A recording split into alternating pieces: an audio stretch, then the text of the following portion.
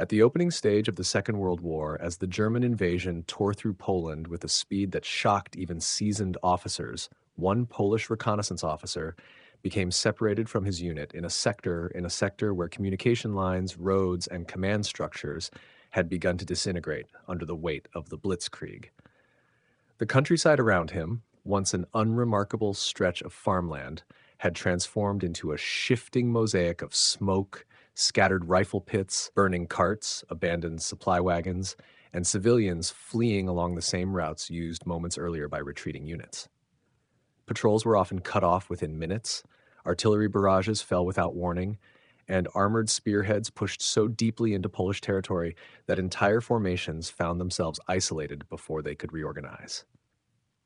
Within this chaos, the officer sought cover in a shallow depression beside a damaged road, observing how a lone German Panzer, likely a light model operating ahead of its battalion, advanced with the confidence typical of early war armored thrusts.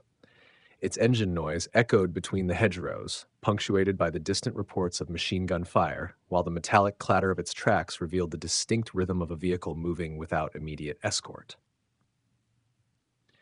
The officer, equipped only with a standard bolt-action rifle, a limited number of cartridges,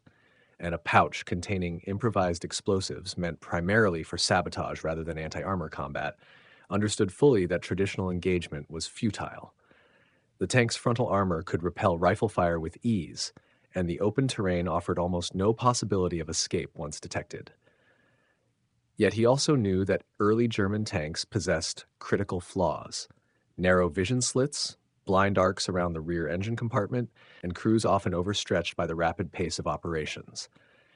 Hidden beneath the overgrowth, he watched the Panzer halt momentarily to navigate a fractured culvert, its turret rotating slowly, its commander scanning a landscape that appeared empty, but was in fact filled with concealed threats. Everything: the terrain, the slowed vehicle, the disconnection from its formation, created an improbable window in which a single soldier, isolated and heavily outmatched, could transform a moment of survival into an extraordinary feat of initiative that wartime observers would later struggle to believe. As the Panzer slowed to negotiate the shattered makeshift bridge, the Polish officer understood that this brief hesitation was the only window in which action was even remotely possible. Dust and smoke blurred the crew's visibility, wrapping the turret in a shifting haze that concealed his movements better than any deliberate camouflage. Remaining low, he advanced along a shallow fold in the terrain with the steady, controlled precision of a hunter moving through tall grass, closing in on the rear quadrant of the vehicle where early war German tanks were notoriously blind. Despite their reputation for invincibility in the first weeks of the campaign, these machines carried structural vulnerabilities well known to experienced Polish soldiers. Exposed engine grills, thin rear plating, and crews pushed to exhaustion by relentless forced marches. Drawing on this knowledge, he retrieved a small magnetic charge from his pouch and secured it tightly against the engine vent, then withdrew in a smooth, practiced motion. The muffled detonation that followed did not destroy the Panzer, but it sent a blast of heat and smoke through the internal compartments with enough force to disorient the crew. 3 German tankers stumbled out of the hatches, coughing, half-blinded, and shaken by the sudden breach of their mechanized shell. Before they could regroup or reach for their sidearms, the officer confronted and subdued them with controlled decisiveness, stripping them of weapons and forcing them to the ground. Then, with the same methodical calm he had displayed throughout the maneuver, he pulled himself onto the scorched turret, descended into the commander's hatch, and began working the unfamiliar controls. The engine sputtered, choked, and then finally roared back to life, responding to the officer's improvised command of the vehicle. Slowly, the captured Panzer turned away from the bridge and rolled toward the nearest Polish-held position. To those who saw it approaching from a distance, the sight appeared almost imaginary. An enemy tank, smoking but intact, advancing under the control of a single Polish officer who had, through audacity and timing alone, overturned the logic of mechanized warfare for one improbable moment. In the hours that followed the improbable capture of the Panzer, the sight of the vehicle rolling toward Polish lines caused a wave of confusion before recognition settled in. Sentries initially braced for an attack, only to realize that the tank, though scarred by smoke and shrapnel, was being driven by one of their own officers. The episode circulated rapidly through scattered units, traveling by word of mouth in a campaign otherwise marked by retreat and fragmentation, and it quickly assumed the character of an emblematic feat,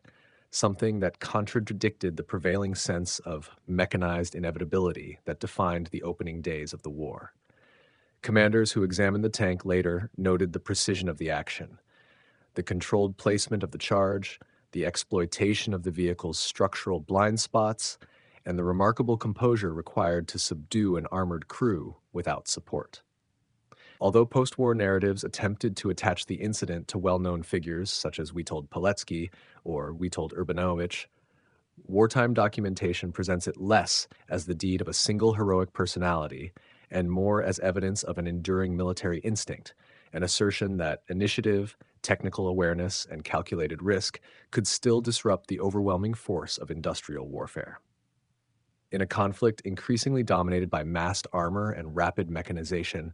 the notion that a lone officer could not only halt but commandeer an enemy tank served as a reminder that the human element, with all its unpredictability and audacity,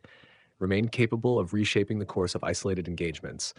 even as the wider campaign moved inexorably toward collapse. In the months that followed, the incident took on a second life within both Polish and foreign military circles, becoming a case study in the unpredictable margins of early war combat, where individual initiative could still bend the course of a localized engagement.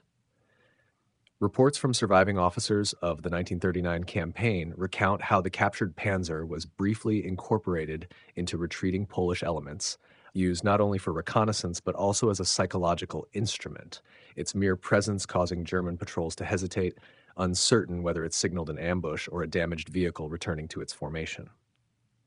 Although the tank's operational life under Polish control was short, ending when fuel and spare parts became impossible to obtain, its symbolic impact endured. It challenged the narrative of absolute German dominance during the Blitzkrieg and demonstrated that even in the face of overwhelming mechanized strength, human adaptability remained a decisive factor. After the war, historians treated the event with both skepticism and fascination, noting that while it did not alter the outcome of the September campaign, it crystallized a broader truth about the nature of conflict, that modern warfare, despite its machines and doctrines, still depended on the capacity of individual soldiers to exploit fleeting opportunities with clarity, discipline, and resolve. In the decades after the war, the story continued to evolve, gradually shifting from a battlefield anecdote into a symbol of resistance and national character. As Poland endured occupation, division, and political upheaval, the tale of the lone officer who captured a German tank became a quiet reminder of a deeper tradition, the belief that courage expressed at the smallest scale can echo far beyond its immediate moment. Veterans invoke the incident to illustrate the improvisational skill that characterized Polish soldiers, while military instructors in later generations cited it as an example of exploiting terrain, psychology, and technical knowledge against a superior mechanized force. Even historians who doubted certain embellishments acknowledged that the core of the event reflected a plausible pattern repeatedly observed in early war encounters, where the thin armor and limited visibility of first-generation panzers exposed them to bold, close-quarters tactics. In this way, the episode transcended its original setting,